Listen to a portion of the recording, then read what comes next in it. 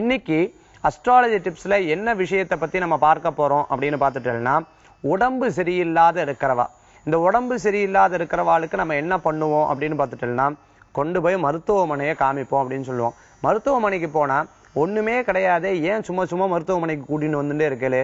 ஆனா இவருக்கு கேட்டல்னா கை கால் வலி, இங்க குத்துறது அங்க குத்துறது, அது மாதிரி பொடனி வலி இருந்துட்டு இருக்கு, கண்ணெல்லாம் பொங்குறது, எனக்கு என்னமோ திருஷ்டி பட்ட மாதிரி இருந்துட்டு இருக்கு, முந்தி நன்னா இருந்துட்டேன், யாரோ எனக்கு ஏதோ பண்ணிவிட்டாளாட்டு இருக்கு அப்படின்னு சொல்லி வருத்தப்படுறவாளை நம்ம பார்த்துட்டு இருப்போம் இல்லையா.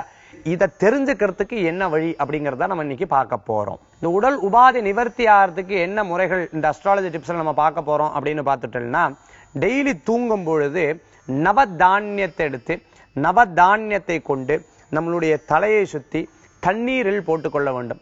ஒரு கிளாஸ் ஆஃப் வாட்டர் எடுத்துட்டு அதுல நவதானியத்தை போட்டுக்கணும். நம்ம தூங்கும் பொழுது நம்மளுடைய இடது புறம் அல்லது இடது பக்கம் இருக்கக்கூடிய டேபிள்லயோ இந்த நவதானியத்துடன் இருக்கக்கூடிய தண்ணீரை வச்சுக்கணும். அதை வச்சுட்டு அடுத்த நாள் காலையில, அதாவது எந்திரிச்சவுடன் அதை பார்த்து அந்த தண்ணீரை எடுத்து செடிக்கு ஊத்தி விடணும். இப்படி தொடர்ந்து ஒரு 13 நாட்கள் இந்த தொடர்ந்து நீங்க பண்ணும் பொழுது அந்த தண்ணீர்ல ஏதாவது மாற்றங்கள் வந்தாலோ அல்லது செடியின் பட்டு போச்சுனாலோ நமக்கு சில உடல் உபாதைகள் யதார்த்தமாக இருக்கு அப்படின்னு அர்த்தம். ஒரு அம்மா என்கிட்ட சொல்லும் போது சொல்லியிருந்தா, சரி இதை நீங்க ஒரு தடவை நேர்ல பார்க்கும்போது சொல்லியிருந்தால் அதுல என்ன அப்படின்னு பார்த்துட்டோம்னா, அந்த தண்ணீருக்குள்ள இந்த தண்ணி கருப்பு நிறத்துல மாறி எடுத்து ஏதோ ஆயிருமோ அப்படின்னு பயமா இருக்கு. அதே மாதிரி செடிக்கு கொண்டு போய் ஊத்தும் போது செடியும் பட்டு போச்சு அப்படின்னு வருத்தப்பட்டா.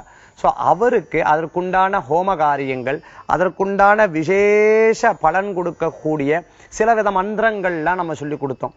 இந்த மாதிரி உங்களுக்கும் உடல் உபாதைகள் எதுவுமே இல்லாம வலியும் எதுவுமே இல்லாத சில உடல் உபாதைகளும் இருக்கும் பொழுது அதற்குண்டான தீர்வுகள் கிடைக்கிறதுக்கு இது ரொம்ப விசேஷகரமா இருக்கும். இல்ல ஒண்ணுமே கிடையாது, அந்த தண்ணி அப்படியே தான் இருக்கு, செடிக்கும் எதுவும் ஆகலைன்னு சொன்னா சாதாரணமா நம்மளுடைய மனப்பிரமையா தான் இருக்கும், பெரிய விதமா இருக்காது, சாதாரணமா ஒரு திருஷ்டி எடுத்தாலே சரியா போயிடும் அப்படின்னு சொல்லலாம். இந்த விதமான வழிபாட்டு முறைகளையும் சில முறைகளையும் நம்ம கடைபிடிச்சு பார்த்தாலே நிறைய விஷயங்கள் நமக்கு தெரியும்.